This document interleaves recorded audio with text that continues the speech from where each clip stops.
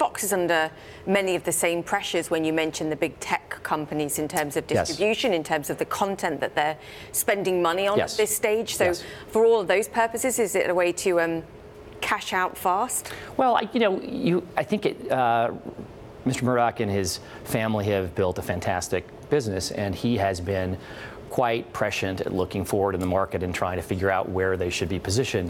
If you're a $6-7 billion EBITDA company facing Disney is 17 or 18 and Facebook is 25 on its way to 35, at some point you wake up and you look at the way the world looks and you have to decide, can we be as effective as we need to be? Competitive. Yeah, the reporting shows, though, that the talks between Disney and Fox don't include the Fox News Channel, the Fox Broadcast Network, and Fox Sports. Would the Murdochs sell these assets at the right price? You know as much as I do. I mean, I've read the same articles you've read. It strikes me that those have always been outside of what's being rumored, which suggests to me that perhaps Mr. Murdoch and his family want to retain control over a U.S. domestic news asset and a sports asset. Makes them quite a lot smaller, but a business that they know very, very well. All right, well, whatever assets they do decide to sell, if they do, is this an admission by the Murdochs that we're at peak valuations, that things can only go down from here? You know, the tactics here are interesting because someone's out talking to the press a lot about this deal. They are. If people want to have a quiet conversation, they can do so. This is not a quiet conversation. So somebody is making it known that they're in motion, and it seems to me that the Murdochs are making it known that they're ready to go do something, and they're inviting, whether it's Comcast or Disney or others, to come forth. They clearly think that this is an appropriate moment for them to do it.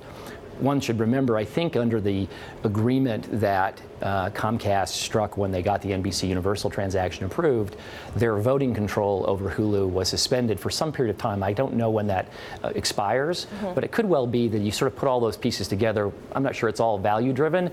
Maybe it is. Maybe it's personality-driven. Who knows? But all those pieces are in motion. You've got a healthy amount of skepticism about this deal getting done. To what extent is it about the players involved or the environment that we've got right now, which is made tougher by the challenge that we see with the AT&T and Time Warner deal? I mean, it certainly brings up a very complicated set of regulatory Justice Department sort of risks. On the one hand, you have this remarkable power that Facebook and Google have amassed in their environment.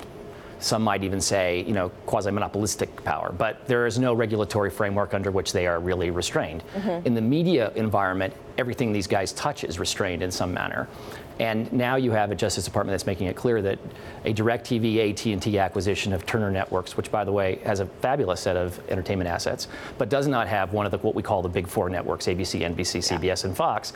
If that transaction is getting challenged, you certainly have to step back for a second and say, will other ones get through, and what is the risk of completion?